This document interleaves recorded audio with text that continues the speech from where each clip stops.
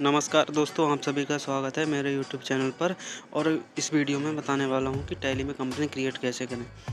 देखो, टैली में company create करने के लिए कुछ बेसिक जानकारी देने वाला हूं जो खासकर हर किसी को ध्यान देना चाहिए, अगर कोई बिगिनर लेवल पर है या कोई स्टूडेंट है। क्योंकि अगर आपने वहाँ गलती करी तो बहुत सारी दिक्कतें आती हैं, जैसे कि आपका टैक्स कैलकुलेट नहीं होता। और ये बहुत कॉमन प्रॉब्लम है, अगर आप सेल की एंट्री कर रहे हैं या परचेस की एंट्री कर रहे हैं तो उस पर कहीं ना कहीं टैक्स कैलकुलेट होने में दिक्कत आती है।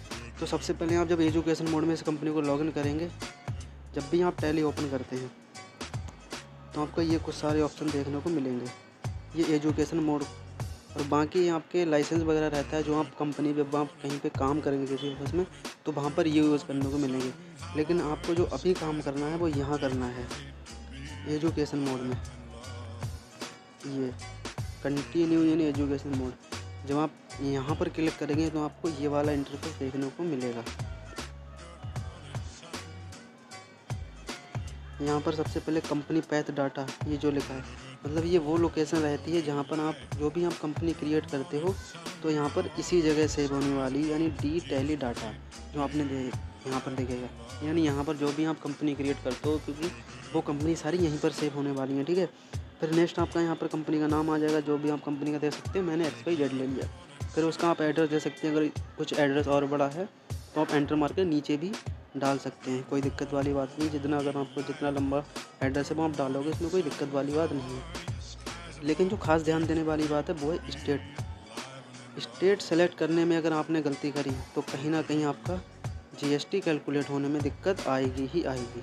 क्योंकि ये बहुत कॉमन प्रॉब्लम है, अगर आपने स्टेट गलत सेलेक्ट किया है और सामने वाली पार्टी को सेल कर रहे हो, और सपोज ऐसे मान लो आप किसी भी सेम स्टेट में बंदे को आप GST कैलकुलेट करोगे तो कहीं ना कहीं दिक्कत आएगी।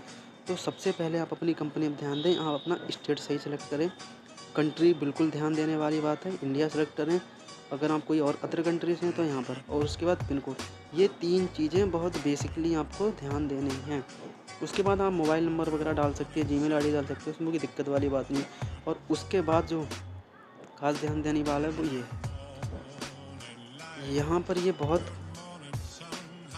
क्योंकि ये बहुत बेसिकली है। अगर आप एजुकेशन मोड में ओपन कर रहे हैं टैली को तो फाइनेंशियल ईयर पे आपको बहुत ज़्यादा ध्यान देने वाली बात है। क्योंकि जब आप एजुकेशन मोड में किसी कंपनी को लॉगिन करते हैं तो वहाँ पर आप एक फाइनेंशियल ईयर बैक चलिए, मतलब आप सपोज 2024 चल रहा है तो आप 2023 2022 एक बैक का लीजिए। क्योंकि कहीं ना कहीं अगर आप करंट का फाइनेंशियल ईयर लोगे तो इसमें दिक्कत आती है।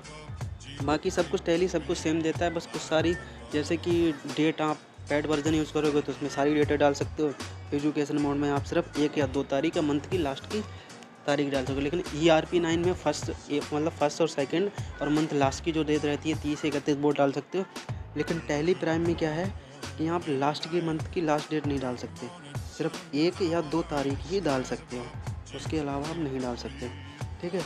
जब आप एंटर करते हुए नीचे आ जाएंगे तो यहाँ पर पूछेगा एक्सेप्ट। अगर आप एक्सेप्ट करना चाहते हैं तो यस कर दीजिए। अगर आप, बाकी एक्सेप्ट करने से पहले एक बार देख लीजिएगा कोई करेक्शन करने को तो नहीं, कुछ गलत तो एंट्री नहीं कर, नो करके आप बैक स्पेस बटन दबा के वहाँ पहुँच के सही कर सकते हैं।